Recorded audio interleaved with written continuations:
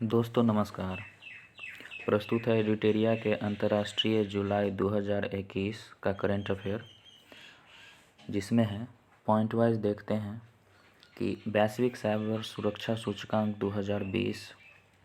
तो अंतर्राष्ट्रीय दूरसंचार संघ द्वारा जारी किया जाता है वैश्विक साइबर सुरक्षा सूचकांक, जो 2020 में निकाला गया है। वैश्विक साइबर सुरक्षा सूचकांक, उसमें भारत का स्थान 10वां है। प्रथम स्थान लिया है अमेरिका, और यह 194 देशों के बीच में जारी किया गया है।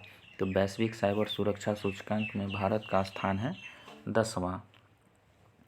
हाल ही में WHO ने चीन को मलेरिया मुक्त घोषित कर दिया है, उसके लिए प्रमाण पत्र दिया है। तो अभी तक WHO ने 40 देशों को मलेरिया मुक्त घोषित किया है। तो अभी हाल ही में WHO ने चीन को मलेरिया मुक्त घोषित किया, टोटल 40 देश को। जुलाई 2021 में वैश्विक स्तर पर कोविन ग्लोबल कॉन्क्लेव का वर्चुअली आयोजन किया गया, जिसे प्रधानमंत्री नरेंद्र मोदी ने संबोधित किया है। तो प्रधानमंत्री नरेंद्र मोदी ने जुलाई 2021 को कोविन ग्लोबल कॉन्क्लेव को संबोधित किया है, और इसका आयोजन स्वास्थ्य एवं परिवार कल्याण मंत्रालय, विदेश मंत्रालय और राष्ट्रीय स्वास्थ्य प्राधिकरण के द्वारा संयुक्त रूप से आयोजित किया गया था। इसका उद्देश्य क्या है? तो कोविड प्लेटफॉर्म के माध्यम से टीकाकरण का विस्तार करना। तो कोविन ग्लोबल कॉन्क्लेव जुलाई 2021 में, और ये इसका आयोजन कौन कौन मिलके किया है? तो स्वास्थ्य एवं परिवार कल्याण मंत्रालय, विदेश मंत्रालय और राष्ट्रीय स्वास्थ्य प्राधिकरण। नवंबर 2021 में 52वां अंतर्राष्ट्रीय फिल्म महोत्सव का आयोजन गोवा में किया गया है। गोवा में 52वां अंतर्राष्ट्रीय फिल्म महोत्सव का आयोजन हुआ है, जो कि नवंबर 2021 में हुआ है। तो इसमें क्या हुआ है कि सत्यजीत रे की जन्म शताब्दी पर सिनेमा में उत्कृष्ट योगदान के लिए सत्यजीत रे लाइफ टाइम अचीवमेंट अवार्ड की शुरुआत की गई है। तो कहाँ से? तो गोवा में 52वां अंतर्राष्ट्रीय फिल्म महोत्सव में। डेनमार्क में दुनिया का सबसे ऊंचा रेत महल बनाया गया है। तो इसको गिनीज बुक वर्ल्ड रिकॉर्ड में भी दर्ज किया गया है। तो रेत का महल बनाया गया है। कितना ऊंचाई है? तो 21.16 मीटर ऊंचा है। और ये कहाँ हुआ है? तो डेनमार्क में। डेनमार्क में क्या बना है? तो सबसे ऊंचा रेत महल। 9 से 10 जुलाई को तीसरी G20 देशों के वित्त मंत्रियों तथा सेंट्रल बैंक के गवर्नर की बैठक की गई है। तो G20 इटली अध्यक्षता कर रहा है, और इसमें भाग लिए वित्त मंत्री निर्मला सीतारमण, और RBI के गवर्नर कौन है? सब लोग जानते हैं, शक्तिकांत दास। तो RBI के गवर्नर शक्तिकांत दास और वित्त मंत्री निर्मला सीतारमण 9-10 जुलाई के बीच में तीसरी G20 देशों के वित्त मंत्रियों और सेंट्रल बैंक के गवर्नर की बैठक में भाग लिए हैं। हाल ही में नेपाल में भोजपुर तथा शंखुवासभा जिले के बीच में लोअर अरुण जल विद्युत परियोजना के निर्माण हेतु भारत के साथ $1.3 बिलियन का समझौता किया। यह परियोजना अरुण नदी पर होगी तथा इसकी क्षमता 679 मेगावाट होगी।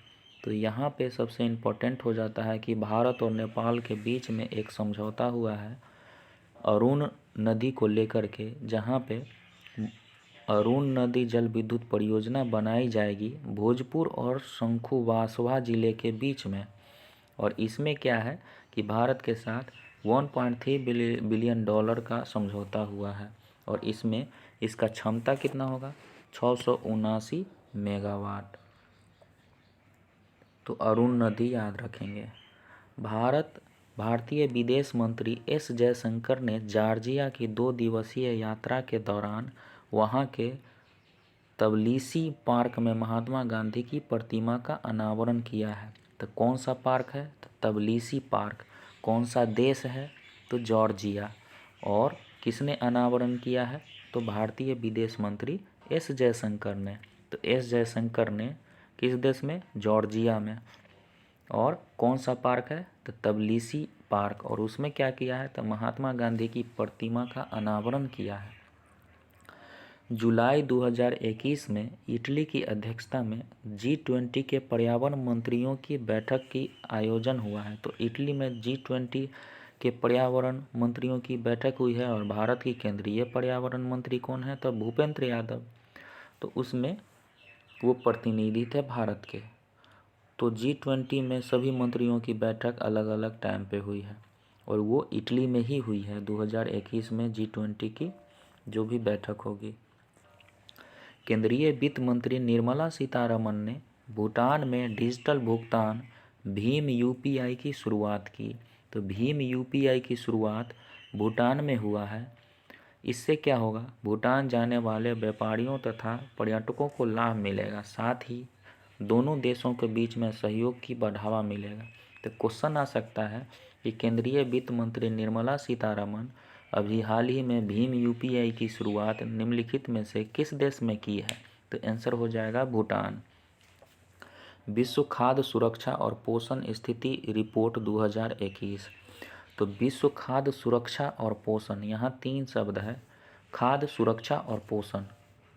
तो स्थिति रिपोर्ट 2021 कौन संयुक्त रूप से जारी करता है? तो विश्व खाद्य सुरक्षा और पोषण स्थिति रिपोर्ट जारी करता है फाओ, WFP, WHO, UNICEF, IFAD।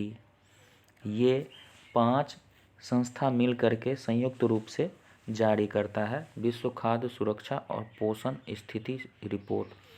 फाओ, WFP, WHO, UNICEF and IFAD। इसमें क्या कहा गया है? 2020 में दुनिया में 720 से 811 मिलियन लोग भूख का सामना कर रहे हैं। 2020 में 720 से 811 मिलियन लोग भूख का सामना कर रहे हैं और 2019 की तुलना में 161 मिलियन अधिक है। ये सर्वाधिक भूख आबादी एशिया में 418 मिलियन। तो सर्वाधिक भूखी आबादी है एशिया में और कितना है? तो 418 मिलियन एशिया में भूखे आबादी है। सिंगापुर में दुनिया के सबसे बड़े तैरते सोलर पैनल फार्म का अनावरण किया गया है। कहाँ किया गया है? तो सिंगापुर में दुनिया का सबसे बड़ा तैरता सोलर पैनल फार्म। इससे क्या होगा? तो 60 मेगावाट सौर फोटोवोल्टिक फार्म का निर्माण होगा। सिंगापुर ने 2025 तक सौर ऊर्जा उत्पादन को 4 गुना करने का लक्ष्य रखा है और इसी क्रम में उसने सबसे बड़े तैरते सोलर पैनल फार्म का उद्घाटन किया है और इसका क्षमता कितना है? 60 मेगावाट सौर फोटोवोल्टिक फार्म नाम ही है। तो ब्लू ओरिजिन कंपनी के मालिक जेफ बेजोस, कौन सा कंपनी है? तो ब्लू ओरिजिन, मालिक है जेफ बेजोस। कहाँ गया है? तो अंतरिक्ष में गया है। किस चीज़ से गया है? तो अपना रॉकेट, न्यू शेफर्ड नाम है रॉकेट का। तो न्यू शेफर्ड से अंतरिक्ष में गया है 4 लोगों के साथ। तो इसमें सर्वाधिक उम्र के व्यक्ति बेली फंक था और सबसे कम उम्र के छात्र ओलिवर डेमन था। तो डेमन जो था सबसे छोटा उम्र के था और सबसे ज़्यादा उम्र के बेली फंक था। और किसके साथ गया है? तो ब्लू ओरिजिन कंपनी के मालिक कौन है? तो जेफ बेजोस। और कौन सा रॉकेट है? तो न्यू शेफर्ड। कहाँ गया है? तो अंतरिक्ष की पहली सफल यात्रा की है। तो नीदरलैंड के एम्स्टर्डम में दुनिया का पहला 3D प्रिंटेड स्टील ब्रिज का निर्माण किया गया। इस पुल को डच रोबोटिक्स कंपनी MX3D द्वारा विकसित किया गया है। तो नीदरलैंड के एम्स्टर्डम में क्या हुआ है? तो दुनिया का पहला 3D प्रिंटेड स्टील ब्रिज का निर्माण हुआ है और इसको कौन सी कंपनी बनाई है? तो डच रोबोटिक्स कंपनी है MX3D क्या बनाया? 3D प्रिंटेड स्टील ब्रिज बनाया है। कहाँ बनाया है? तो एम्स्टर्डम में। और एम्स्टर्डम कहाँ है? तो नीदरलैंड में। चावल के आनुवांशिक रूप से संशोधित गोल्डन राइस की व्यावसायिक खेती को अनुमति दे दिया है फिलीपींस। दुनिया का पहला देश है फिलीपींस जो गोल्डन राइस को व्यावसायिक खेती की अनुमति दे दिया है। और गोल्डन राइस क्या है? तो चावल के आनुवांशिक रूप से संशोधित किस्म है। उज्बेकिस्तान की मेजबानी में ताशकंद में मध्य और दक्षिण एशिया सम्मेलन 2021 का आयोजन किया गया है।